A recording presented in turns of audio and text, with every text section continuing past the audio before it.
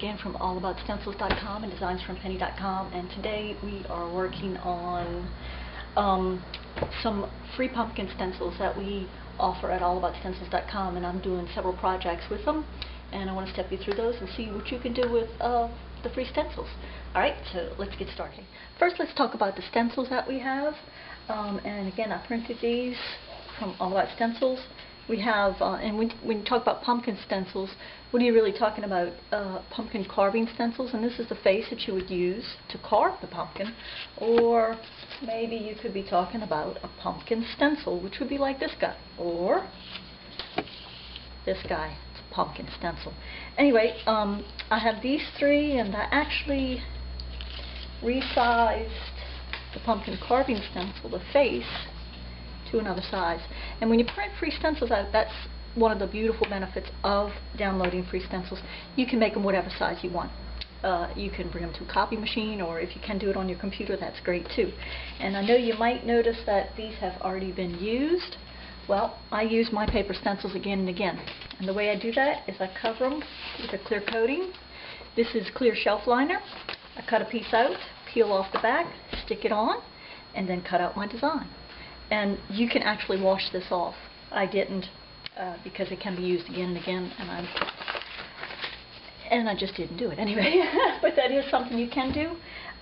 Let's get started. What I want to do is I bought this cute little tote bag at a local thrift store for just a couple of dollars, and I want to paint the pumpkin stencil on the front of it.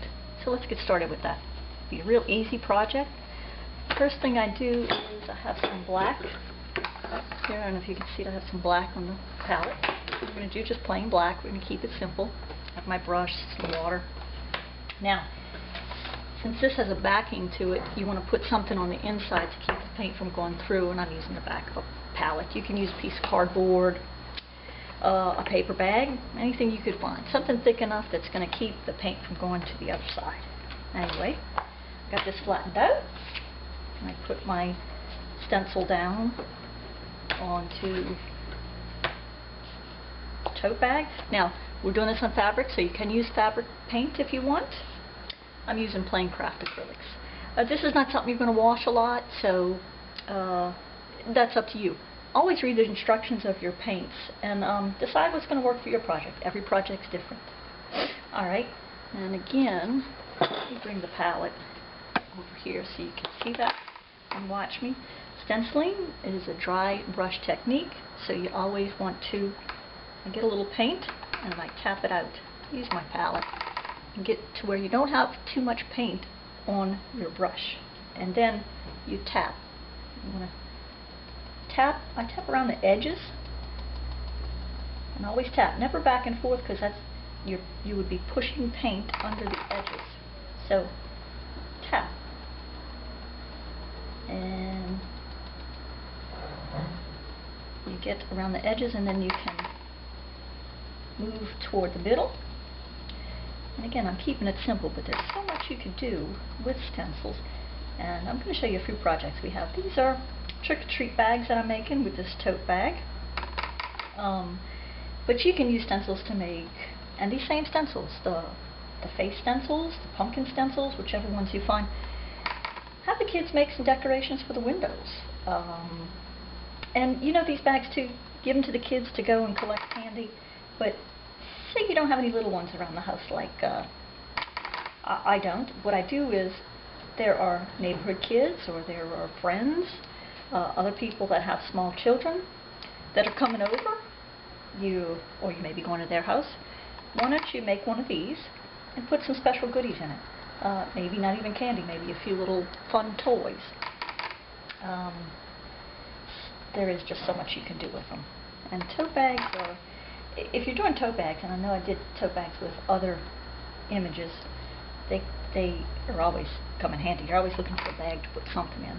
And actually, now that we're getting into the recycle and reuse mode, you can do something like this with a grocery bag. That would be a lot of fun. Anyway, and again, working with paper stencils has so many advantages. Like I said before, you can resize it. to fit whatever your project size is. If this was a real large tote bag, you could make the stencil real large. And I'm going to show you in a little while. I did a project with this exact same stencil design, and I did it very, very small on a glass bowl. I'm going to show you that in a minute. Now, painting on glass has some extra challenges.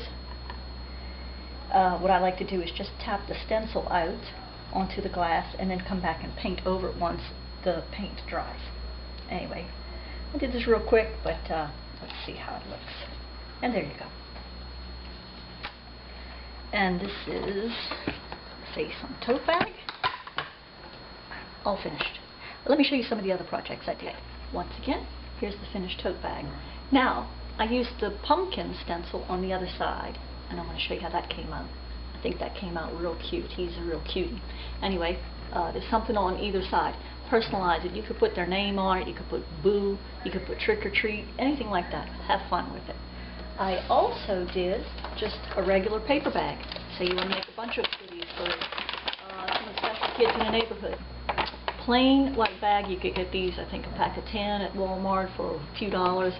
You can make a bunch of them. And it didn't take long. Just paint the stencil right on there, and that's done. Also, you can get these at the craft store.